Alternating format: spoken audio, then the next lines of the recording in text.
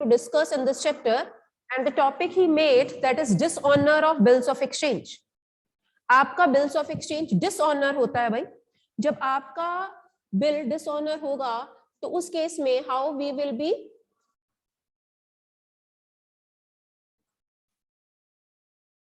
yes students. So I made the heading here, dishonor of bills of exchange means जब maturity date आई, ड्रॉई आपको payment नहीं कर रहा, ड्रॉई is making excuses. In that case you will be giving him or sending him reminder कि it's your duty, it's your responsibility, it is rather legal responsibility to pay off the bill as and when it gets matured. Even then he takes a plea कि मेरे पास पैसे नहीं हैं या I am not in a position to make the payment. In that case that bill gets dishonored. कई बार वो क्या कहता है, मेरा पुराना बिल डिसऑनर कर दो और उसकी जगह नया बिल लिख दो. अगला केस इसके बाद होगा रीन्यूअल ऑफ बिल. लेकिन firstly we are going to discuss कि डिसऑनर की एंट्री ड्रॉर क्या किया करेगा इन 4 डिफरेंट केसेस. बिकॉज जो 4 केसेस हम लोगों ने किए हैं, when the bill is retained by the drawer till maturity, when the drawer gets his bill discounted from bank, when the drawer endorses it तो क्या एंट्री होगी, and when he send it to bank for collection, जब वो अपने bill को collection के लिए bank के पास भेजता है तब डिसऑनर की एंट्री क्या होगी. लॉजिक के साथ सुनना जरा. जब बिल ड्रॉर के अपने पास है तो बिल जब कैंसिल होगा तो आपने बिल ड्रॉ करने वाली एंट्री को रिवर्स कर देना है. जैसे जब चेक डिसऑनर होता था तो मैं आपसे हमेशा पूछा करती थी, जब चेक रिसीव हुआ था तब क्या एंट्री थी. चेक रिसीव हुआ था तो एंट्री होती है bank account debited to customer. अब वो चेक डिसऑनर हो गया है, कस्टमर को दोबारा से अपना डेटर बना लो, तो हम एंट्री क्या करते थे, customer account debited to bank. Same is here, जब हम लोगों ने बीआर रिसीव किया था तब एंट्री क्या करी थी, BR account debited to drawee, right. अब एंट्री क्या करेंगे, ड्रॉई को दोबारा से अपना डेटर बनाएंगे और बीआर को कैंसिल करेंगे, तो इसी एंट्री को रिवर्स कर देना भाई. एंट्री बनेगी drawee account debited to BR. This entry we will be passing when the bill is being retained by the drawer with himself till maturity. जब उसने अपने पास ही बिल को रखा मेच्योरिटी के टाइम पे, सो तब एंट्री होगी drawee account debited to BR. अब यहाँ पे क्या एंट्री होगी, अभी मैं ड्रॉर की बुक्स में करवा रही हूँ, ड्रॉई की बुक्स में भी देख लो. ड्रॉई क्या एंट्री करेगा, ड्रॉई पहले क्या एंट्री कर चुका होता है, drawer account debited to BP, वो एंट्री ये कर चुका होता है. अब इस एंट्री को हमने क्या कर देना है, रिवर्स. बीपी को खत्म कर दो और ड्रॉर को दोबारा से वो अपना क्रेडिटर बना लेगा. He will be passing the entry now BP account debited to drawer. So ये वाली एंट्री आपकी ड्रॉई की बुक्स में आएगी, ये वाली एंट्री आपके ड्रॉर की बुक्स में आएगी. और ये दोनों एंट्रीज मैंने आपको सिर्फ बैकग्राउंड सेट करने के लिए बताई है कि आपने पहले पास की गई एंट्री, ये एंट्री थी बिल ड्रॉन की, ये एंट्री थी बिल एक्सेप्टेड की. बिल ड्रॉन की एंट्री ड्रॉर की बुक्स में रिवर्स कर दो, बिल एक्सेप्टेड की एंट्री ड्रॉई की बुक्स में रिवर्स कर दो. You will have the entry of dishonour of bill in case the bill is retained by the drawer till maturity. Second case हम क्या किया करते थे, जब उसको पैसे की पहले टाइम से पहले जरूरत होती थी तो वो बैंक के पास जाके अपने बिल को डिस्काउंट करवाता था. तब वो एंट्री क्या करता था, बैंक अकाउंट डेबिटेड, ये हमने सीखी हुई है पहले से, discount account debited to BR. Now इसने तो बैंक से पहले ही पैसे ले लिए, अब बैंक किसको इन्फॉर्म करेगा कि तूने जो बीआर मेरे को दिया था, जिस ड्रॉई का नाम तूने मेरे को बताया था, उस ड्रॉई से मैंने मैच्योरिटी डेट पे पैसे मांगे लेकिन उसने नहीं दिए. तो क्वेश्चन में यही लाइन लिखी होगी, bank intimated drawer about the dishonour of the bill. जैसे ही बैंक ने ड्रॉर को ये बात बताई कि तेरा बिल डिसऑनर हो गया है, ड्रॉई को दोबारा से अपना डेटर बना लेगा and it will show his liability towards the bank. Now he is liable to pay to the bank, क्योंकि बैंक से ये ऑलरेडी पैसे ले चुका है. इसको बैंक को वो पैसे क्या करने हैं, लौटाने हैं, और ये पैसे लेने किससे हैं, ड्रॉई से. So in case you got your bill discounted, आप ड्रॉई को ही डेबिट करोगे. पहले केस में भी ड्रॉई को ही डेबिट किया क्योंकि बिल आपके अपने पास था, तो यहाँ पे आपने बीआर को क्रेडिट किया. यहाँ पे बिल बैंक के पास है तो आपने बैंक को क्रेडिट किया. Now the question arises, drawee क्या एंट्री करेगा डिसऑनर की, drawee as usual BP to drawer ही करेगा.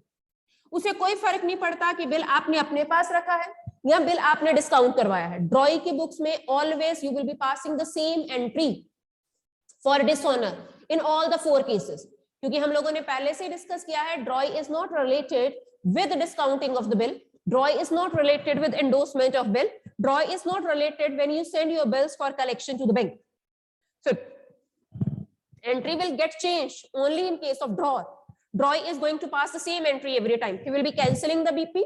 He will be making his draw again his liability. अब इस केस में आई एम अज्यूमिंग ए ने सी को बिल ट्रांसफर कर दिया. जब आपने सी को बिल ट्रांसफर किया था तो एंट्री हुई थी BR, C account debited to BR. अब सी ए को बताएगा कि तूने जो मेरे को बिल दिया था वो डिसऑनर हो गया है, तेरा ड्रॉई पेमेंट करने को तैयार ही नहीं है. तो हम अपने ड्रॉई को दोबारा से अपना डेटर बनाएंगे. हम as a draw and as we need to pay to C, और बदले में हम लोगों ने सी को बिल दे दिया था. अब बिल वो मैच्योर नहीं हुआ तो हम सी को अपनी लायबिलिटी बना लें. तो क्या रूल हमें पता चला? In every entry of dishonour you are making your drawee again your debtor. पहला केस भी आपने ड्रॉई डेबिट किया, दूसरा केस भी आपने ड्रॉई डेबिट किया, तीसरा केस भी आपने ड्रॉई डेबिट किया. पहले केस में बीआर को क्यों क्रेडिट किया? क्योंकि बिल आपके खुद के पास था. दूसरे केस में जिसके पास बिल है उसे क्रेडिट किया. अब बिल बैंक के पास था, यहां पे आपका बिल आपके क्रेडिटर के पास था, तो क्रेडिटर को हम लोगों ने क्या कर दिया? क्रेडिट कर दिया. And in the books of drawee again the same entry, that is BP account debited to drawer. अब यहां पे आप अपना बिल एक दो दिन पहले मैच्योरिटी से अपने बैंक को ट्रांसफर करते हो और बैंक को कहते हो तू हमारे बिहाफ के ऊपर पेमेंट रिसीव कर लेना. तब एंट्री क्या आती है? Bill sent for collection account debited to BR. तो डिसऑनर की एंट्री क्या होगी? मैच्योरिटी डेट आई 2 दिन के बाद, बैंक ने ड्रॉई से जाके पैसे डिमांड किए, but Droy is making excuses and he is denying to make the payment and bank is going to inform us. Bank हमें इन्फॉर्म करता है इसके बारे में. हम दोबारा से अपने ड्रॉई को अपना डेटर बना लेंगे and we will be cancelling it to bill sent for collection. This I need to check. to bill sent for collection ही लिखता है ना, because he sent the bill for collection to his bank. Let's see. Dishonor in case of bill sent for collection. Endorsee का हमने कर लिया.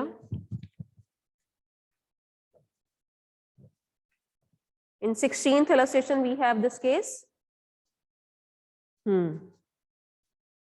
Yes, to bill sent for collection he being bill dishonored ना. Yes, इसी को cancel करना है. To bill sent for collection.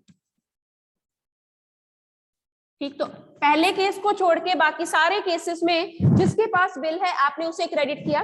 Second case में बिल बैंक के पास था, आपने उसे क्रेडिट किया इन the entry of dishonour. Third case में बिल आपके क्रेडिटर सी के पास था तो आपने सी को क्रेडिट किया. फोर्थ केस में आपने कलेक्शन के लिए बिल भेजा था अपने बैंक को, तो आपने पहले bill send for collection debit कर दिया था, अब उसे क्रेडिट कर दिया. What about the books of ड्रॉई? Same entry. So I have seen we have 16th illustration that is solved in your book, but I will be picking 16th follow up. Right? Follow up देखो. सारा chapter entries based है भाई. GST से related भी हैं कुछ transactions that also we will discuss.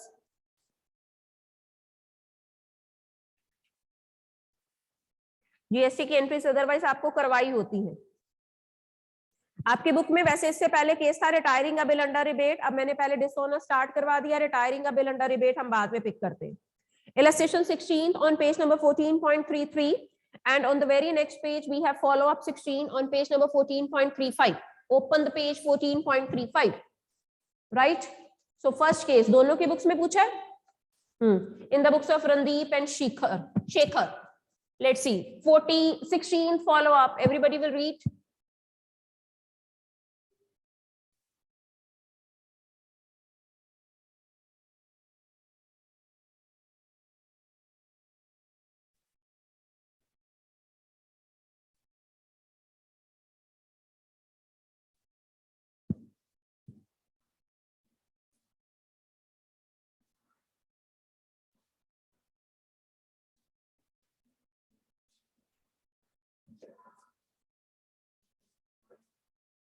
Let's see. So we have Randeep draws a bill on Shekhar for rupees 6,000 and the date of bill which we call, see the board from the top. So we have date of the bill given in the question, that is 1st December, 12th month 18. Bill की term है 3 months, 1st December से लेके 1st February 2 महीने, 1st February से लेके 1st March, I'm repeating it again, 1st December से लेके 1st January 1 महीना, January से लेके February 2 महीने, February से लेके March 3 महीने. So 1st March is going to be the maturity date, लेकिन 3 grace days ऐड करके 4th March, और ईयर भी चेंज हो जाएगा, 19 हो जाएगा. So 4th March 2019 will be the maturity date of the bill. And the amount of the bill was 6,000. Shekhar ने accept किया और रणदीप को वापस भेज दिया. Pass the journal entries in the books of Randeep and Shekhar in each of the following cases, assuming that bill is dishonored at maturity. चलिए जी करना शुरू करते हैं. First case, when the bill is with Randeep only. This is in the books of Randeep. First case.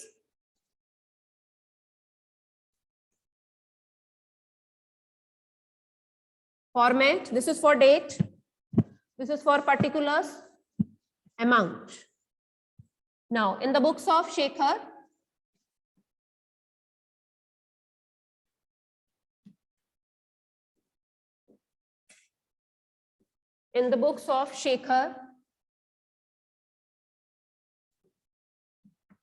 this is done. He is writing the bill and he is accepting the bill. पहली entry Randeep की books में क्या होगी? Yes, BR account debited and on 1st December only. BR account debited to Shekhar, being bill drawn. Sale और purchase की नहीं होगी because he is talking in the question and he began the statement with the drawing of the bill, which Shekhar accepted. 6,000 debit, 6,000 credit. You will write the narration as well. Being bill drawn. If he has drawn the bill, definitely he accepted it, और question में लिखा भी हुआ है. He will pass the entry Randeep account debited to BP on the same date with 6,000 rupees. Being bill accepted, being bill drawn. Maturity date I students, that is 4th March 19 आया और bill dishonor हो गया. जो entry कर चुके हैं उसका reverse कर दो. डिसऑनर की एंट्री ही तो पूछी है उसमें मेन. शेखर को दोबारा से अपना डेटर बना लो on 4th March to BR, being bill dishonored on maturity. ये क्या करेगा? अपनी लाइबिलिटी को कैंसिल कर देगा, बीपी अकाउंट डेबिटेड, और रणदीप को दोबारा से अपना क्रेडिटर बना लेगा, being bill dishonored. That's it. First case done. Any doubt to anyone? Very easy. जैसे चेक रिसीव की नहीं करते थे, bank account debited to Shekhar, then Shekhar account debited to bank, तो same we are doing here. Whatever we have done earlier, आपने उसी की reverse entry पास करनी है when the bill gets dishonored. ठीक है जी.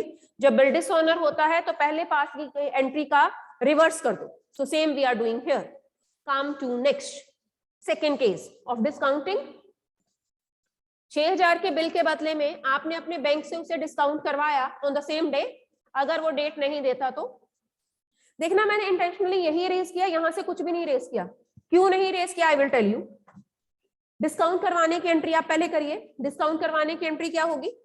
Bank account debited, discount account debited to BR. Bank में कितना गया? 5,800. 200 रुपया बैंक ने काट लिया. कैसे पता चला 200? क्योंकि बिल वॉज ओरिजिनली ऑफ 6,000. क्या डिस्काउंट करवाने की एंट्री कभी ड्रॉ किया करता है? नहीं. ड्रॉ कभी भी डिस्काउंट की नहीं करता, एंडोर्समेंट की नहीं करता, बिल सेंड फॉर कलेक्शन की नहीं करता. फिर मैच्योरिटी डेट आई, बैंक ने इन्फॉर्म किया कि आपका बिल डिसऑनर हो गया है, तो आप दोबारा से शेखर को अपना क्या बना लेंगे? डेटर. और क्योंकि अब बिल बैंक के पास है, आप बैंक को अपना क्रेडिटर बना लेंगे विद 6,000. आपको अभी सिखाया, draw is always to be debited in the entry of dishonour in the books of draw, and with whom the bill is lying at the time of maturity, that person, and hereby bank is my artificial person, that person we are going to credit. तो यहाँ पे bill किसके पास था? Bank के पास था. Bank को हम अपनी लाइबिलिटी शो करेंगे and we are showing it.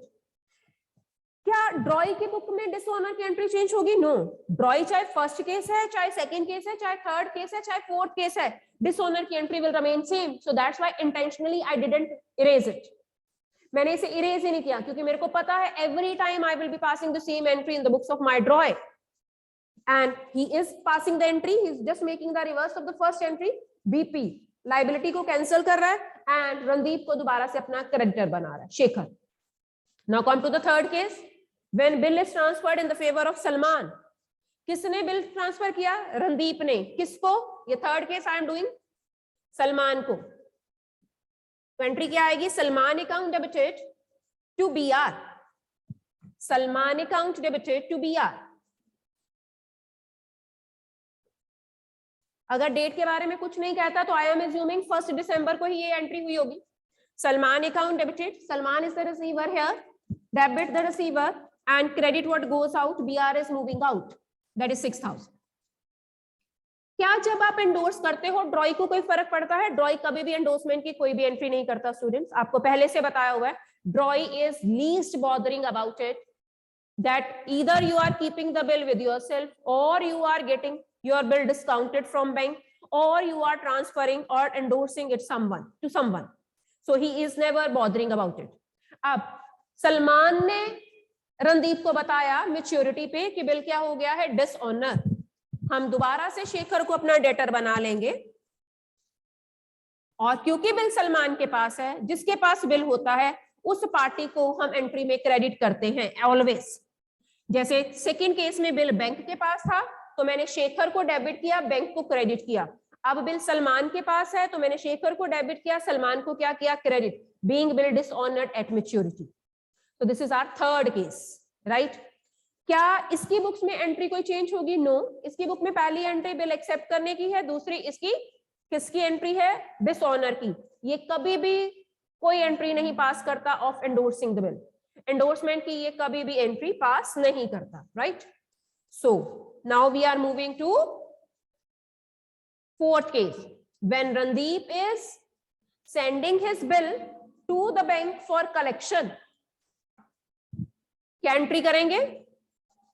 कुछ दिन पहले या 2 दिन पहले या 1 दिन पहले मैंने बोला था, तो ये एंट्री मेरे हिसाब से या तो 2 मार्च को हो सकती है या 1 मार्च को हो सकती है, ठीक है? क्योंकि इसकी डेट उसने नहीं बताई। He should mention otherwise the date when drawer is asking his bank to collect his bills. तो क्या एंट्री बनेगी?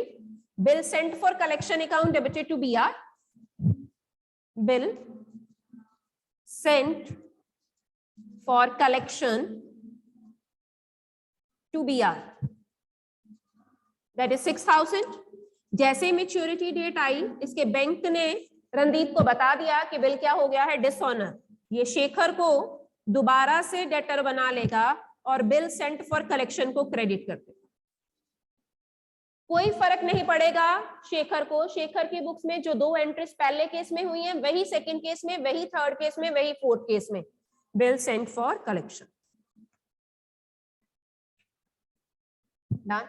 So here we ends up with the topic dishonor of the bill. अब सिर्फ ड्रॉई का ये कह देना कि मेरे पास पैसे नहीं है, मैं पेमेंट नहीं कर सकता, it is going to result up huge loss to my drawer.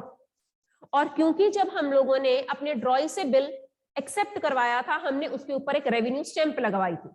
जब उसके ऊपर रेवेन्यू स्टैंप लगाई और हमारे ड्रॉई ने उसके ऊपर एक्सेप्टेड वर्ड लिख के साइन करके वो डॉक्यूमेंट हमें वापस भेजा, उसी दिन वो डॉक्यूमेंट लीगल डॉक्यूमेंट बन गया।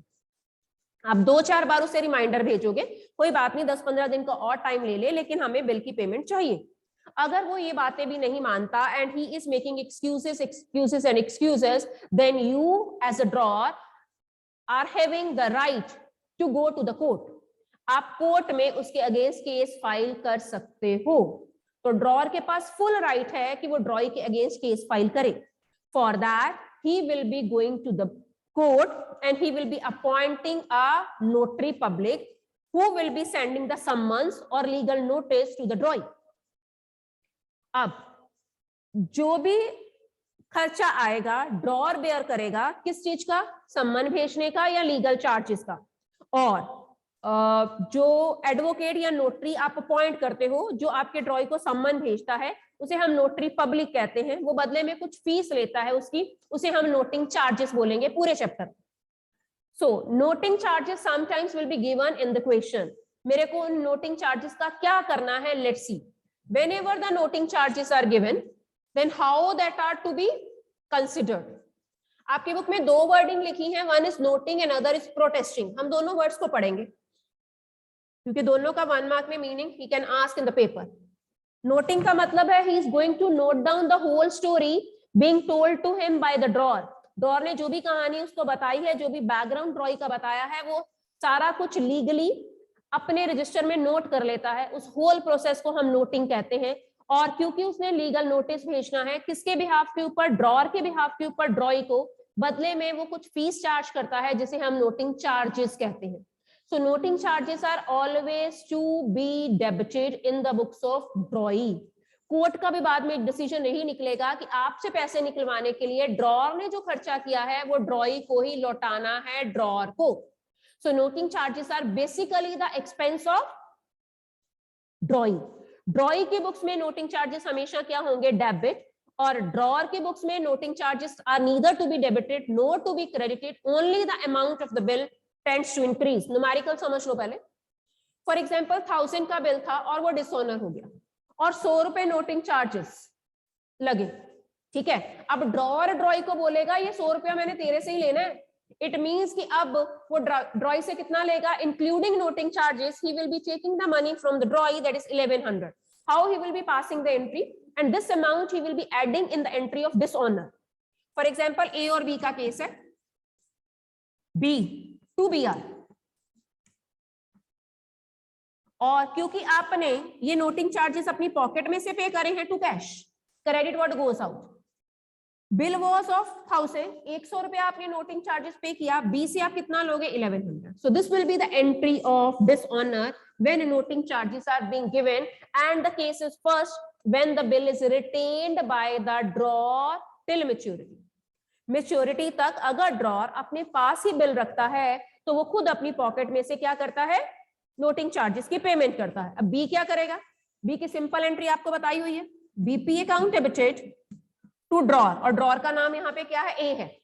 और क्योंकि इसको इंफॉर्मेशन मिल गई है कि नोटिंग चार्जेस हमने पे करे हैं, so noting charges are always to be debited in the books of drawing.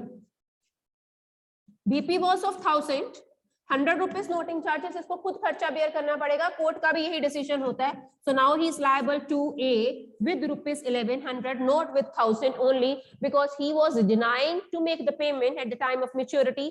For that drawer filed a case against him.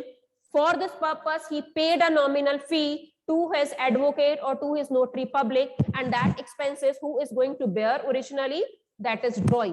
So noting charges account is always to be opened in the books of drawing. This is first case. अब second case हमारा क्या था, जब A ने bill को discount करवाया हुआ था, तब नोटिंग चार्जेस कौन पे करेगा, बैंक। तब बैंक जाएगा नोटरी पब्लिक के पास और बोलेगा कि ये बंदा पेमेंट नहीं कर रहा, मैं इसके अगेंस्ट केस करना चाहता हूं। तब डिसऑनर की एंट्री क्या होगी, बी टू बैंक, और बैंक इसको बता देगा कि 100 रुपया नोटिंग चार्जेस है, पीछे से देखो बोल। तो ए बोलेगा कोई बात नहीं, मैं बी से 1000 के बदले 1100 लूंगा और आपको भी 1100 पे करूंगा। तब अमाउंट बढ़ेगी सिर्फ यहाँ पे, क्योंकि आपने अपनी पॉकेट में से पे किया था, because the case was, the bill was with you.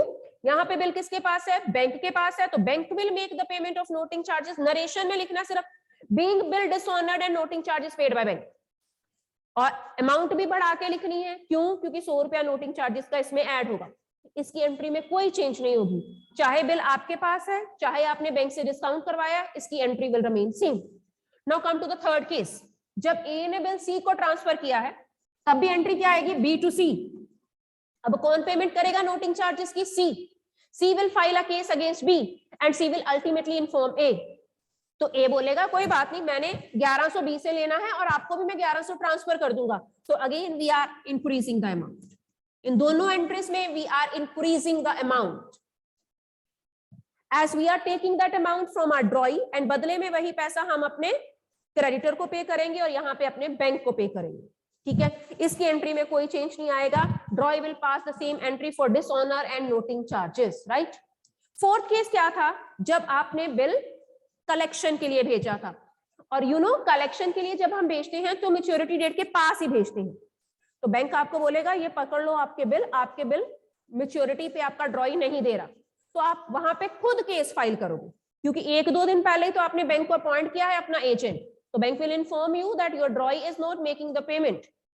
तो हम खुद केस फाइल करेंगे, तो पहले और फोर्थ केस की एंट्री सेम होगी, B account debited to bill sent for collection, उसने हमें वापस दे दिया, यहां तक हमारी डिसऑनर की एंट्री थी, and now you are filing the case to cash. B से लेंगे 1100, बिल ओरिजिनली 1000 के थे, 100 रुपया नोटिंग चार्जेस इस बार ड्रॉर ने अपनी पॉकेट में से खुद पे किया, तो that's why we will be writing to cash. Second case में बैंक नोटिंग चार्जेस पे करता है, इसलिए पैसा बैंक अकाउंट में ही बढ़ा दिया। थर्ड केस में क्रेडिटर खुद नोटिंग चार्जेस पे करता है, तो क्रेडिटर की अमाउंट बढ़ा दी, वहां पे टू कैश नहीं लिखा because drawer is not making the payment from his pocket. So this thing you have to keep in your mind, right? So a new topic with dishonor he can ask from you in the paper. So now we will be reading the terms noting and protesting. Is there any difference in these two terms? Let's see. I will be reading the whole story he is writing in your book. Let's. When a bill is dishonored, it is necessary that the fact of dishonor and the causes of dishonor should be established. जब एक बार ड्रॉई इनकार कर देता है कि मैंने नहीं payment करनी, हम उससे बातचीत करके ये जानने की कोशिश करते हैं कि तू पेमेंट से मना क्यों कर रहा है।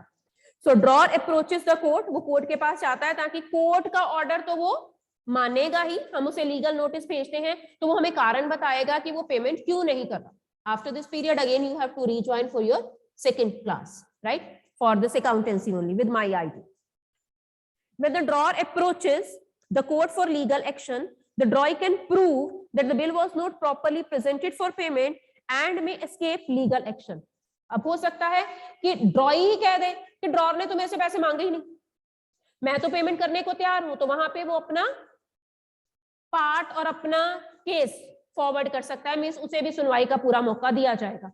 If therefore if there is dishonour, the holder of the bill should get the fact of dishonor noted to the notary public. कहता बाद में हो सकता है ड्रॉई इस बात से इनकार कर दे कि तूने तो मेरे से पैसे मांगे ही नहीं है, इसलिए हम ये सारा रिकॉर्ड नोटरी पब्लिक के पास नोट करवाते हैं कि हमने इस दिन इसको पहला रिमाइंडर दिया था, 15 दिन के बाद हमने इसे सेकेंड बार कॉल किया, थर्ड बार भी मैंने रिमाइंडर दिया लेकिन he is not making the payment. तो ये सारा रिकॉर्ड आप उस नोटरी पब्लिक के पास नोट करवाते हो ताकि बाद में ड्रॉई इस बात से इनकार ना करे। Notary presents the bill himself, अब नोटरी कहता कोई बात नहीं, मैं बिल भेजता हूं ड्रॉई को, मैं ड्रॉई को कहता हूं कि तू पेमेंट कर for payment, and if the money is received, अगर नोटरी के कहने पे या एडवोकेट के कहने पे ड्रॉई पेमेंट कर देता है तो वो पैसा जो नोटरी पब्लिक है वो होल्डर को दे देता है कि तेरा पैसा मिल गया है। कई बार होता है ना, लीगल एक्शंस के डर से बचने के लिए ड्रॉई पेमेंट कर देता है, ड्रॉर के कहने पे या क्रेडिटर के कहने पे या बैंक के कहने पे वो पेमेंट नहीं करता, लेकिन जब उसको लीगल नोटिस भेजा जाता है, a fear comes to his mind and he makes the immediate payment. But अगर एडवोकेट के कहने पे भी लीगल एक्शन का डर भी उसे नहीं मतलब सुधार पाया, तो notary will note the fact, वो डिसऑनर का कारण अपने रजिस्टर में लिख लेता है, और क्योंकि अब उसके अगेंस्ट केस फाइल होना, ये पहला स्टेप है। केस फाइल करने से पहले आपका एडवोकेट उसे एक मौका देता है, मान लो उसके कहने पे भी वो पेमेंट नहीं करता, वो इसको लिख लेगा क्योंकि उसने आगे जज के आगे ये केस प्रेजेंट करना है कि मैंने भी इसको लीगल नोटिस भेजा, मैंने भी इसे प्रेशराइज या कन्विंस करने की कोशिश करी, but he didn't make the payment, so he will note this fact in his register, he will note the date of dishonor, he will note the reasons for dishonor and return the bill back to the holder. या तो वो bill drawer को वापस कर देगा या bank को या क्रेडिटर को, जिसके पास भी मतलब जो भी उसके पास गया वो उसे बिल क्या कर देगा, वापस कर देगा। So the noting of bill is considered as a legally acceptable evidence of dishonour. इसलिए ये होल्डर की ड्यूटी ही है कि अगर आप कोर्ट में केस करना चाहते हो तो उस सारे प्रोसीजर के बारे में, उस सारी ट्रांजैक्शंस के बारे में एक लीगल अथॉरिटी को बताओ। तो जब लीगल अथॉरिटी उन सारी चीजों का रिकॉर्ड रखती है उसे हम नोटिंग ऑफ बिल कहते हैं। ये जो नोटरी पब्लिक है या एडवोकेट है वो इस सारे प्रोसीजर के लिए आपसे कुछ चार्जेस लेता है, उसे हम नोटिंग चार्जेस कहते हैं। तो noting charges are first paid by the holder, जैसे यहाँ पे सी ने पे करा, यहाँ पे बैंक ने पे किया था, यहाँ पे ड्रॉर ने खुद पे किया था, और अल्टीमेटली ये लेना किससे होता है, ड्रॉई से लेना होता है. So noting charges accounts are always to be debited in the books of drawing.